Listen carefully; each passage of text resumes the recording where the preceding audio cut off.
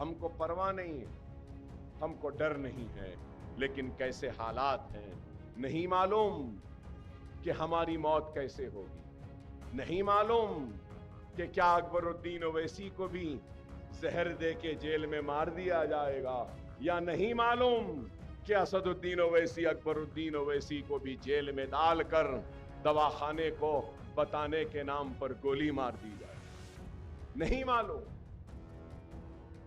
मुझे उम्मीद है कि ऐसा नहीं होगा, लेकिन फिर भी नहीं मालूम। मुझे यकीन है कि नहीं होगा, लेकिन फिर भी नहीं मालूम।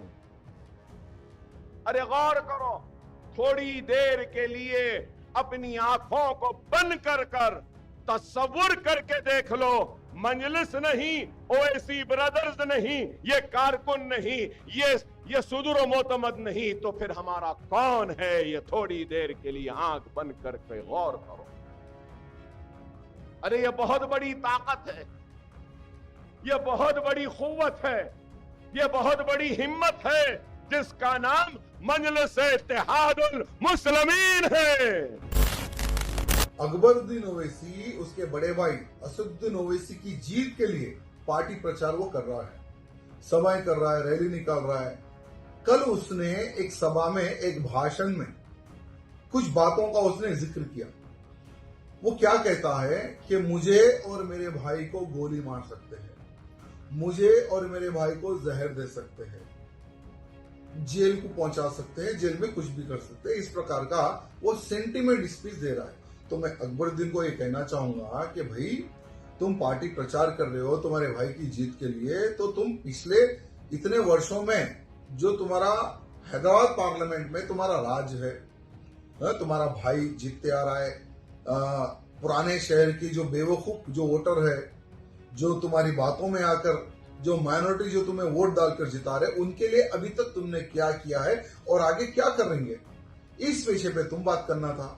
लेकिन तुम्हें तो चाहिए सेंटिमेंट, फिर से मुसलमानों को भावुक करो, उनका वोट लो, यही तो तुम्हारी नीति रही है। तो मैं अकबरुद्दीन ओवैसी को कहना चाहूंगा कि इतिहास उठाकर अगर तुम देखोगे तो तुम्हारे पिताजी हो या असदुद्दीन ओवैसी हो, तेलंगाना में जिसकी भी सरकार बने उनके पैर पकड़ना, उसके बाद में लैंड ग्राफिंग करना, दूसरे पार्टियों को ब्लैकमेल करके पैसा कमाना, यही तुम्हारे असदुद्दीन ओवैसी का काम है और रहा है।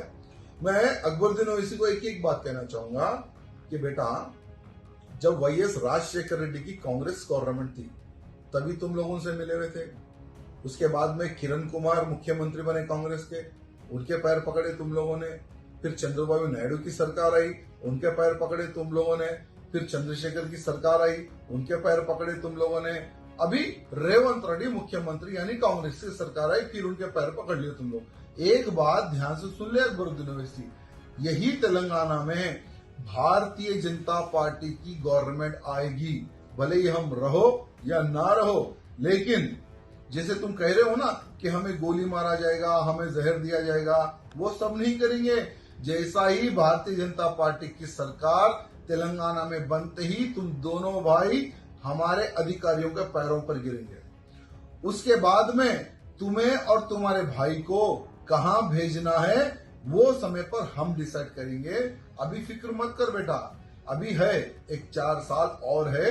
जितना लूटना है जनता को लूट लो, जितना बेवकूफ बनाना है जनता को बना लो। 4 साल के बाद में हमारा राज आएगा। भगवे का राज जब तेलंगाना में आएगा ना, तो तुम्हें और तुम्हारे भाई का क्या करना है तब हम बताएंगे।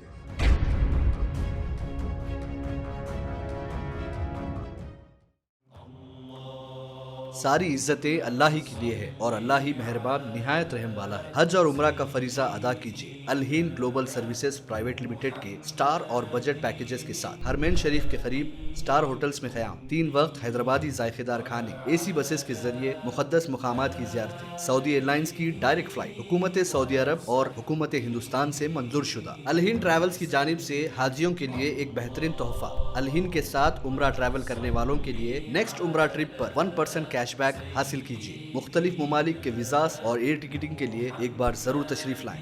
आज ही अपना सफर बुक करें। Al Hind global services private limited, first floor, Babu Khan state, Basheerbagh, Hyderabad. Contact 9949940160 और 04029562931।